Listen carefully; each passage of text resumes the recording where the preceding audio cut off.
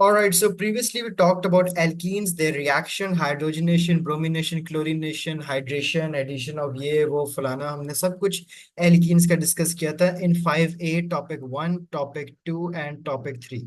आज हमने 5A का टॉपिक नंबर 4 स्टार्ट करना है, which is the mechanisms of addition reactions. Now we already have looked at the reaction mechanisms with alkenes, जैसे हमने initiation, propagation and termination. You would see the recorded lectures as well. वहां पे alkanes की जो free radical substitution कैसे होती है, you will see how that take place in alkanes. हर चीज का एक ना एक मैकेनिज्म होता है। आईजीसीएससी में आपने पढ़ा कि CH4 है, ये रिएक्ट किया क्लोरीन के साथ तो एक CH4 से CH3 बन जाएगा, साथ एक क्लोरीन आके लग जाएगा। But never ever you talked about the mechanism in IGCSE. You have seen that when an ethene reacts with hydrogen, it forms alkane, ethane बन जाता है। बट यू नेवर नो कि मैकेनिज्म इसका क्या था, पीछे बैकग्राउंड में क्या हो रहा था। सबसे पहले I tell you about two types of arrows. एक होता है ये वाला एरो, जो क्या बताता है कि एक रिएक्टेंट है, ये प्रोडक्ट है। फिर एक आते हैं हाफ एरोज, ये होते हैं हाफ एरोज। ये आपको बताएंगे द मूवमेंट ऑफ इलेक्ट्रॉन्स, कि what was the movement of electron. You already know that an alkene such as ethene has a pi bond. क्यों pi bond है? क्योंकि जब डबल बॉन्ड होता है उनमें से एक is always sigma and the other one is always a pi. अब हमने क्या करना है, हम एक एडिशन रिएक्शन करेंगे between ethene and hydrogen bromide। इसके दरमियान एक आपके पास ethene होगा और साथ हमने रिएक्ट करवाना है hydrogen bromide. Now C2H4 plus HBr हम ऐड करेंगे। And how are we going to do it? सबसे पहला स्टेप होगा कि HBr जो बॉन्ड है, अभी आपके पास मैकेनिज्म क्या है, दैट C2 है, इस तरह करके हम हाइड्रोजन अटैच कर देंगे, दिस इज व्हाट C2H4। और ये रिएक्ट किसके साथ कर रहा है? HBr के साथ। अब आपने देखा है कि जब जो चीज ज्यादा इलेक्ट्रोनेगेटिव होगा, कौन है ज्यादा इलेक्ट्रोनेगेटिव, हाइड्रोजन या ब्रोमीन? ब्रोमीन। Exactly bromine. ठीक है, दिस इज पार्शियल नेगेटिव और ये पार्शियल पॉजिटिव हो जाएगा। इसका मतलब ये है कि ये जो है, ये इलेक्ट्रॉन अपने पास ले जाएगा, क्योंकि हमने इनका बॉन्ड ब्रेक करना है ना HBr का। जब HBr का बॉन्ड ब्रेक होगा तभी हाइड्रोजन यहां जाके लगेगा और ब्रोमीन दूसरी तरफ जाके लगेगा, राइट। तो पहला स्टेप। जी। अब ए लेवल्स में हम देखेंगे, डायरेक्ट प्रोडक्ट पे नहीं आएंगे, अब हम एक एक स्टेप देखेंगे that what is actually happening. तो सबसे पहले ये बॉन्ड टूटेगा, और जब बॉन्ड टूटेगा ये ब्रोमीन दोनों इलेक्ट्रॉन्स ले जाएगा और हाइड्रोजन के पास कुछ नहीं बचेगा। Why? Because bromine was more electronegative. ज़्यादा ये इलेक्ट्रोनेगेटिव हुई है। आपके पास हीट्रोलिटिक फिजन, क्योंकि इन दोनों के दरमियान था एक बॉन्ड पेयर शेयर। ठीक है, they had shared a pair of bond. ये ब्रोमीन से होमोलिटिक ज़्यादा फिजन, करीब। एक ये ले जाए एक ये ले जाए, लेकिन ऐसा नहीं हुआ। what happened actually, that bromine was more electronegative, and being more वो दोनों लेके electronegative, गया। exactly वो दोनों ले गया, and itself got a partial negative charge और ये partial positive charge। इसको हम कहते हैं, जो गरीब बंदा है, इलेक्ट्रोफाइल। और दूसरे का क्या नाम है, which has a lot of electrons now, वो है न्यूक्लियोफाइल। समझ आ गई? जी। नाउ सबसे पहला स्टेप क्या है कि यहाँ पे इनका बॉन्ड ब्रेक हुआ। ठीक है, इलेक्ट्रॉन पेयर कहाँ पे गया, ये देखो, ये जो कर्ली एरोज होते हैं ना ये। अब कर्ली डबल एरो का क्या मतलब है? दो इलेक्ट्रॉन, और दोनों किसके पास गए हैं? ब्रोमीन के पास। पेयर था ना इलेक्ट्रॉन का, वो दोनों किसके पास गए? ब्रोमीन के पास। होमोलिटिक फिजन हम कैसे दिखाएंगे? हाफ हाफ एरो से। हाफ एरो मतलब एक इलेक्ट्रॉन इधर, हाफ एरो उधर, मतलब कि एक इलेक्ट्रॉन इधर। लेकिन how do you show heterolytic fission? When double headed arrow curly हो। Got it? ओके। तो यहाँ पे आपको Br is now negative and H positive है। अब ये वाली जो जगह है डबल बॉन्ड, ऑब्वियसली आपके पास एक इलेक्ट्रॉन डेंस एरिया है ना। अगर आप डबल बॉन्ड को देखो तो वो तो बड़ा अमीर बंदा है। क्यों? यहाँ पे एक सिग्मा बॉन्ड भी है, यहाँ पे आपके पास पाई बॉन्ड्स भी है, p ऑर्बिटल्स के अंदर भी है ना पाई बॉन्ड बना हुआ है। There is a very high electron density over है। तो ये चीज ना इस हाइड्रोजन को हेल्प करने आती है कि भाई तेरे पास तो कुछ बचा नहीं है, हम तेरी हेल्प करते हैं। वो क्या करेंगे कि यहाँ पे हाइड्रोजन के साथ बॉन्ड बना लेंगे। समझ आई? ओके। अब अभी भी एक जगह खाली है, क्योंकि जब डबल बॉन्ड टूटता है, डबल बॉन्ड टूटा एक तरफ तो आके हाइड्रोजन लग गया, लेकिन अभी तक दूसरी जगह पे आके कोई नहीं लगा। अब दूसरा गरीब हो गया, ये ने उसको कहा यार तूने हाइड्रोजन की मदद क्यों कर दी मेरे से पूछे बगैर, मेरे से पूछ तो लेते पहले, हम दोनों कार्बन है। अब वो गरीब पड़ी है और वो ठीक है, तो इसकी मदद को कौन आएगा? वो जो अमीर वाला ब्रोमीन था। और फाइनली आपके पास प्रोडक्ट बन गया जो आप आईजीसीएसई से पढ़ते आ रहे हो, ये हेलोजेनो एल्केन। समझ आई? ओके, तो हमेशा वो इलेक्ट्रोफाइल वो हमेशा पहले बॉन्ड करेगा। यस, इलेक्ट्रोफाइल की मदद को ओके। डबल बॉन्ड आएगा, double bond is going to help the electrophile. सही है। ओके, तो फिर बाद में वो बी आर फिर उसके बी आर साथ आएगा दूसरे कार्बन की मदद करने। कहानी समझो, पहले ये दोनों ओ- कार्बन बड़े खुश थे आपस में, they are happy with each other. One of the carbon saw a poor hydrogen, and he, what did he try to do? He actually tried to help that hydrogen without asking the other carbon. The other carbon was mad at the fact कि why did you help this hydrogen? क्योंकि अब इसके ऊपर अब ये poor हो गया, समझ आई? अब ये वाला कार्बन जी। पुअर हो गया क्योंकि उससे पूछे बगैर इस वाले ने इसको एक इलेक्ट्रॉन डबल शेयर बॉन्ड करने की ब्रेक इजाजत किया। दे दी। अब बी आर जो बहुत अमीर फिर के गया था, बहुत अमीर फिर रहा है ये तो, बहुत अमीर हो गया। बी आर माइनस है, 8 इलेक्ट्रॉन्स है इसके पास, तो ये जाके इस कार्बन की मदद करता है और इस तरह करके आपके पास आपका फाइनल प्रोडक्ट बनता है, which is known as bromoethane. इसको हम कहते हैं okay. Mechanisms of reaction. Got it? Okay. Good job. In this diagram, the changes are sometimes shown in circles to avoid possible confusion between plus signs used to separate reactants and products and minus signs to be confused. The bromide ion is shown with 4 lone pairs, which is often correct, and फलाना फलाना ये सारा मैंने आपको समझा दिया। फिर ये ब्रोमीन आके कहाँ बॉन्ड कर जाएगा? इस वाली की हेल्प कर देगा कार्बन की, क्योंकि ये बन गया है एक पॉजिटिव कार्बोकैटायन। इसको हम जी, कहते हैं कार्बो। वो बैलेंस हो जाएगा इससे। एग्जैक्टली।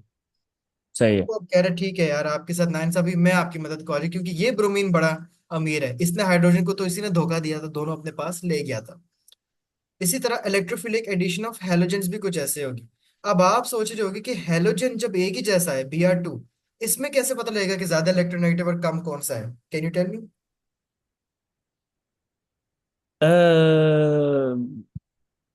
पता ऊपर नहीं। तो समझ आती है, ब्रोमीन पीरियोडिक टेबल के राइट पे आता है, ज्यादा हाँ, लाइट ऊपर तो वो यहाँ ज्यादातर पे जो वो डबल बॉन्ड के करीब होगा वो हमेशा पॉजिटिव बन जाएगा। क्यों? समझो, जब आप एक बहुत अमीर और महंगी चीज देखोगे, लालच आ जाता है, राइट? लालच आ जाती है, you become greedy when you see something very rich. Now this bromine saw a very good opportunity and suddenly he decided to show himself poor, और खुद से दोनों इलेक्ट्रॉन किसको दे दिए? इस वाले को। ओके। Got it? सही है। तो ये नेगेटिव बन गया और वो पॉजिटिव। वो पॉजिटिव क्यों बना? क्योंकि उसको एक better, he got a better opportunity to bond with this जी। कार्बन। अब ये वाला कार्बन उसको समझेगा कि यार ये तो बड़ा गरीब हो गया, ये उसकी मदद को आएगा, जाहिर सी बात है, क्योंकि वो तो देखा ये तो बेचारा पॉजिटिव हो गया, मतलब कि इसके पास तो 6 इलेक्ट्रॉन है और उसके पास जी, 8 हो गए हैं, क्योंकि पहले तो 7 7 का पेड़ था इनका, अब एक दोनों बिल्कुल। नहीं। तो ये कार्बन ने ऑब्वियसली मदद करनी है। अब ये वाला फिर से नाराज हो गया। क्यों नाराज हुआ ये? Can you tell me? क्योंकि वो डबल बॉम्ब ब्रेक हो गया। एग्जैक्टली, उसने कहा मुझसे तो पूछो। तो ये जो ब्रोमीन उधर से छोड़ के गया था, ये तो बहुत अमीर है, ये आके अब बिल्कुल। इसके साथ ज्वाइन कर जाएगा, and this is how both bromines get attached to both of the carbons. क्योंकि कोई भी कार्बन कभी खुश नहीं होता जब तक वो 4 बॉन्ड ना बना रही। ये तो खुश हो गया, इसने डबल बॉन्ड तोड़ा जी। और 4 बॉन्ड पूरे कर लिए, उससे पूछा ही नहीं भाई तेरा चौथा वाला कहाँ बनेगा। तो bromine is going to come and help this carbon. Clear? सही है। There is one more point to consider before leaving this topic. When molecules such as HBr or BrBr reacts with ethene in an addition reaction, there can only be one product. If both the alkene and attacking molecule are asymmetrical, then there are two possible products. अब H B are हो, अगर B are में तो देखो कोई product की option है नहीं, ठीक है, दोनों कार्बन बिल्कुल। बी आर लगना है। लेकिन एच बी आर में चांस हो सकता है, कैसा चांस? क्योंकि एच बी आर में एक एच और बी आर है। आपको कैसे पता कि यहाँ पे बी आर आने हैं, यहाँ पे एच आने हैं, या फिर यहाँ पे एच आने हैं और यहाँ पे बी आर आने हैं? How are we going to decide that? For example propene को ले लो आप, ठीक है, take a propene for example. Propene is going to bond with H B R. अब आपने ये डबल बॉन्ड तोड़ा, got it? You have broken down जी। This double bond. अब आपके पास एक इस कार्बन की ऑप्शन है और एक इस कार्बन की ऑप्शन है। How do you come to know कि यार मैंने एच किसके साथ लगाना है और बी आर किसके साथ लगाना है? अब मैं आपको बताता हूँ कैसे पता लगेगा। रिमेंबर, अगर एच, ठीक है, अगर हाइड्रोजन उस कार्बन के साथ आके लगेगा जो कि आगे एक ही कार्बन के साथ अटैच है, उसको हम कहते हैं मेजर प्रोडक्ट। और अगर वो हाइड्रोजन एक ऐसे कार्बन के साथ आके लग जाएगा जो कि आगे दो और कार्बन के साथ अटैच्ड है, उसको हम कहते हैं माइनर प्रोडक्ट। या अगर आप दूसरे तरीके से इसको याद रखना चाहते हो, you can also remember it in terms of B R, कि अगर बी आर ऐसे कार्बन के साथ अटैच हो जाके which is bonded to very less hydrogens and more carbons, उसको हम कहते हैं मेजर प्रोडक्ट। बट अगर ब्रोमीन एक ऐसे कार्बन के साथ जाके बॉन्ड करे जो सिर्फ एक ही कार्बन के साथ और बॉन्डेड है, उसको हम कहते हैं माइनर प्रोडक्ट। तो यहाँ पे दो ऑप्शंस हैं। टू ब्रोमोप्रोपेन वाला आइसोमर जो होगा मेजर प्रोडक्ट होगा, क्योंकि वहां पे जो आपने हेलोजन था, HBr में से हेलोजन कौन है? Bromine. If the bromine bonds with the carbon which is bonded to two further carbon, it is a major product. But if the हाँ। Bromine bonds with the carbon which is only bonded to one more carbon, और left पे तो hydrogen है उसके, तो we call it a minor product. Clear? Okay. लेकिन let's say propane के साथ रिएक्शन होगा, किसके साथ? तो फिर क्या? I mean butane. ब्यूटेन या ब्यूटीन? नहीं sorry, butene, sorry butene, butene हाँ। के साथ हो रहा है, तब भी यही रूल होगा। Exactly exactly. तब भी यही रूल होगा, सेम का सेम। सेम का सेम, ये ओके। कैसे होगा? ठीक है, ब्यूटीन, लेट्स से आप ये कर लो। ठीक है। जी। ठीक है, ये डबल बॉन्ड टूटेगा। आपके पास ऑप्शन क्या है? या ये वाला है या ये वाला है। ठीक है। अब इन दोनों के ऊपर अगर आपको डबल बॉन्ड बीच में है, तो यहाँ पे कोई फर्क नहीं पड़ेगा, आप H यहाँ लगाओ या Br लगाओ, क्योंकि ये वाला कार्बन भी दो साइड पे कार्बन के साथ बॉन्ड है, और ये वाला भी दो साइड पे कार्बन बॉन्ड है। लेकिन अगर सही है। वन ब्यूटीन है, इस तरह करके, ब्यूटॉन। हाँ। अब ऐसे है, तो अगर Br आपने यहाँ पे लगा दिया कि this is going to be तो अ, माइनर बनेगा। एग्जैक्टली, और अगर यहाँ लगा दे तो मेजर मेजर, बनेगा, सही है। क्योंकि दो तरफ और तो कार्बन। सारा डिपेंड पे कार्बन, मतलब केला है ज्यादा एग्जैक्टली, दो से बॉन्ड कार्बन हुआ इज है। Bonded to how many more alkyl groups. Alkyl groups होते हैं इसके राइट, लेफ्ट सही है। राइट पे। इसके लेफ्ट पे देखो एक पूरा CH3 लगा हुआ है, इसके राइट पे पूरा एक CH3 लगा हुआ है। लेकिन यहाँ पे इस पे लगाओगे तो एक तरफ इसके पास क्या है? C2H3Br, और एक तरफ हाइड्रोजन है सिर्फ। तो सही है। Examiner is going to tell लेकिन यू ये इसमें जो मेजर और प्रोडक्ट चाहिए। Minor, hmm. सही है, लेकिन ये मेजर और माइनर प्रोडक्ट ये बॉन्ड स्ट्रेंथ का इफेक्ट करेगा, It's not gonna ये affect क्या anything, it's करेगा? just going to affect some of the properties, some of the physical properties, कुछ isomeric properties, but not that much. नाम change हो okay. गया, वन ब्रोमोप्रोपेन और टू ब्रोमोप्रोपेन। मेजर प्रोडक्ट क्या होगा? टू ब्रोमोप्रोपेन, क्योंकि carbon number two पे bonded है। और सिर्फ बिल्कुल। ब्रोमोप्रोपेन या वन ब्रोमोप्रोपेन कहोगे तो वो माइनर प्रोडक्ट है। वो नाम सही एक है। चेंज हो रहा है आपके पास। तो ये सारा आपके पास लिखा हुआ है over here, and all of these things. Now the thing is कि जो एल्काइल ग्रुप्स होते हैं, एल्काइल ग्रुप्स क्या होती है? जो चेन लगी होती हैं, जैसे CH3 की एक चेन होगी। विलंब। ठीक है, ये एक चेन है, CH3 ग्रुप है, C2H5 ग्रुप है। These are known as alkyl groups. Alkyl groups have a property known as electron donating effect. अब इलेक्ट्रॉन डोनेटिंग इफेक्ट अच्छी बात है। Why do we call this a major product? Major product इसलिए इसको कहते हैं क्योंकि ये वाला जो कार्बन है, इलेक्ट्रॉन रिलीजिंग इफेक्ट या इलेक्ट्रॉन डोनेटिंग इफेक्ट को आई एक्सप्लेन कैसे याद रखना है। Why do we call this a major product? ये वाला अच्छा क्यों कह रहे हैं हम ऊपर वाला? क्योंकि अगर इस कार्बन के साथ एक ब्रोमीन आएगा, तो इसको ये वाला CH3 भी हेल्प करेगा, और ये वाला CH3 भी हेल्प करेगा इलेक्ट्रॉन डोनेटिंग, मतलब बैकअप पे एक सपोर्ट मिलेगी उसको। हाँ। Because alkyl groups have a electron releasing effect. लेकिन अगर ब्रोमीन ज्यादा हेल्प नहीं।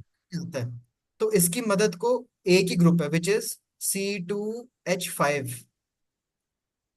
ये इस ग्रुप का क्या नाम है? C2 है, और H कितने? 5। This is an ethyl group, और लेफ्ट पे कोई ग्रुप नहीं है। तो ये माइनर प्रोडक्ट होता है बिकॉज देर इज लेस, और ये लेस स्टेबल होगा।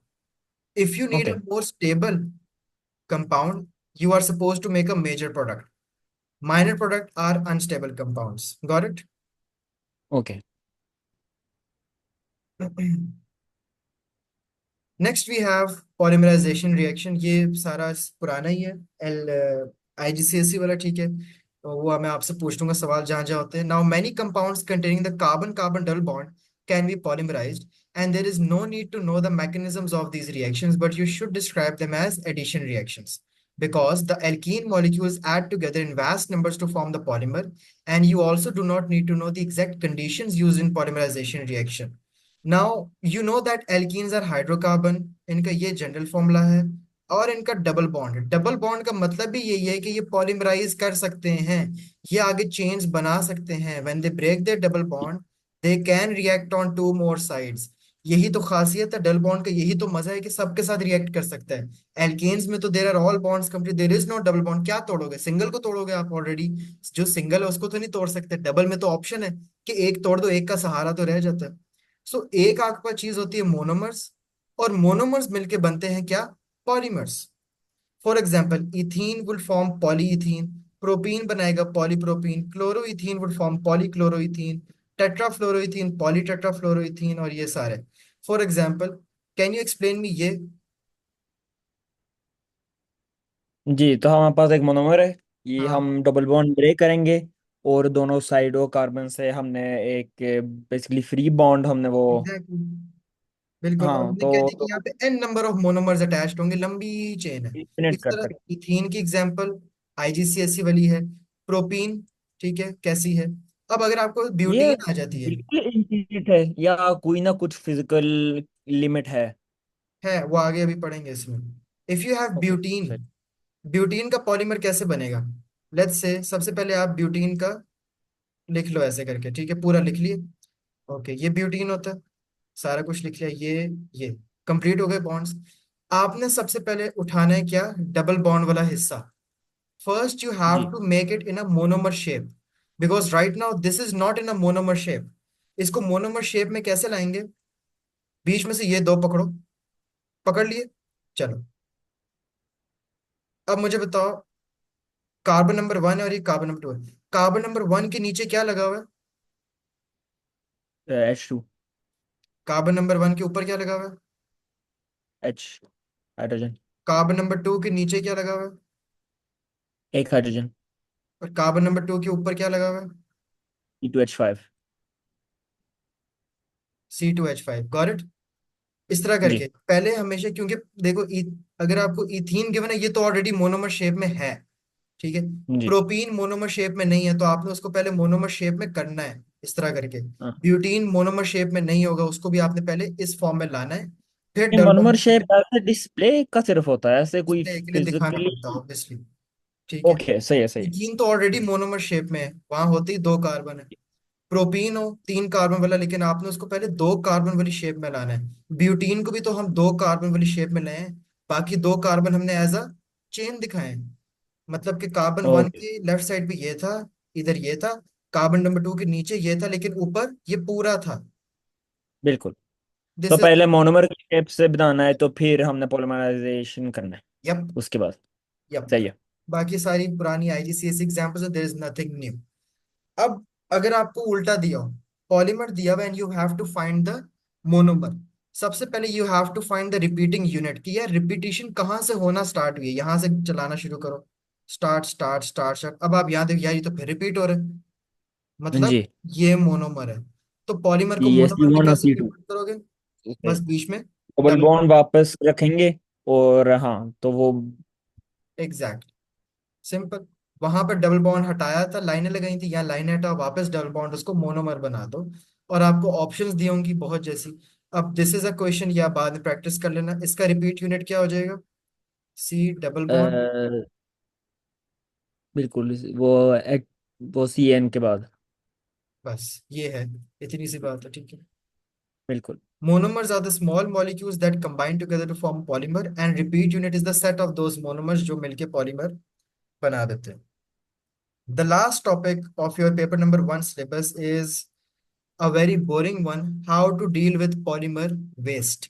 क्या होता है पॉलीमर वेस्ट, जो आजकल बहुत इन है चीज और सस्टेनेबिलिटी के तौर पे। If you talk about the polymer polyethene, what are plastic. Your thoughts about polythene. Plastic ही होगा नहीं? प्लास्टिक है, and what do you think why is it an environmental problem. क्योंकि डिटीरियोरेट नहीं होता। Exactly, what is the meaning of ये जो बहुत टर्म आती है biodegradable.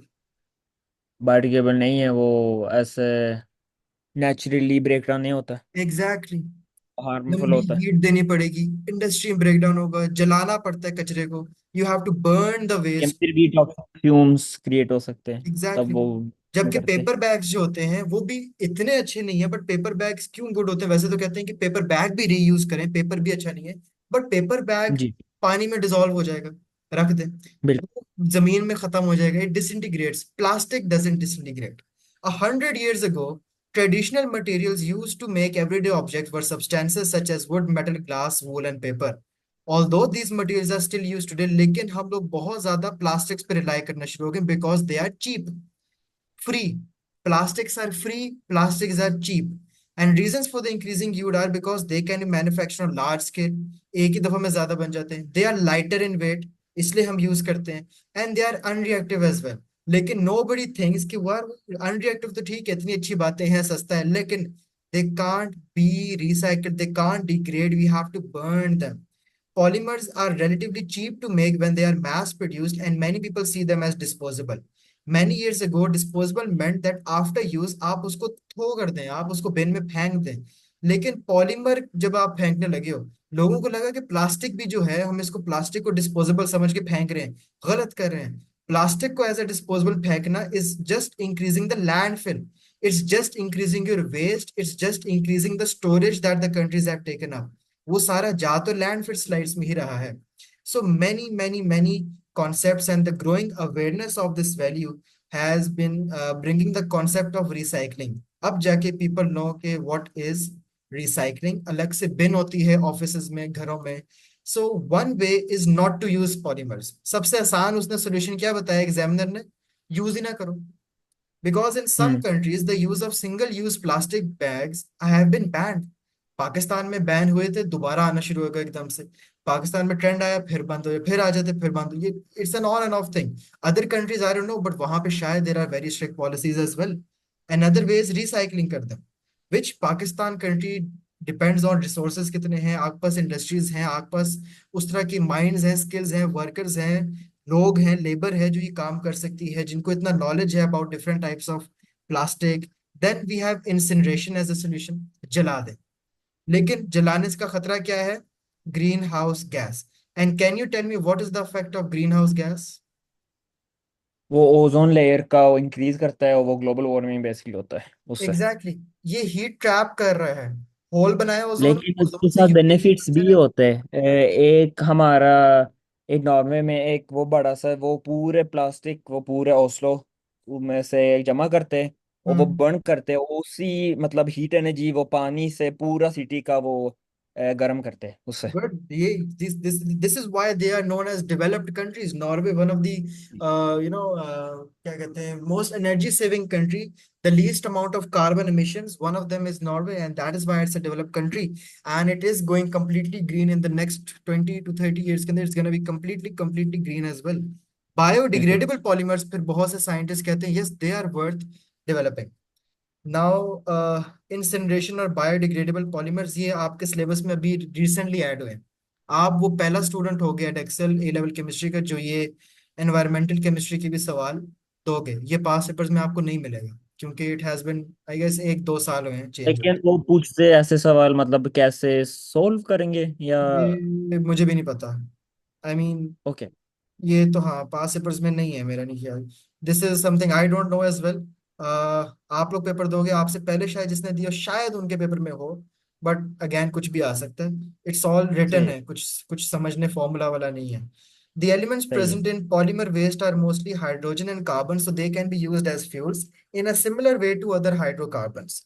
An incinerator takes in polymer waste and converts it into heat energy that can be used to heat homes and factory, like you have mentioned, Norway as well. And then it is used to generate electricity as well through geothermal या thermally, या वो steam जो उनकी बनती है, उस steam से वो जी टरबाइन चलाते हैं नॉर्वे में. जितनी आपका जो steam प्रोड्यूस होती है, बिल्कुल। that steam is used to drive turbine. Turbine goes to the generator, generator goes to the transformer, and transformer आगे पूरे सिटी की ग्रिड लाइंस के अंदर इलेक्ट्रिसिटी प्रोवाइड कर रही है.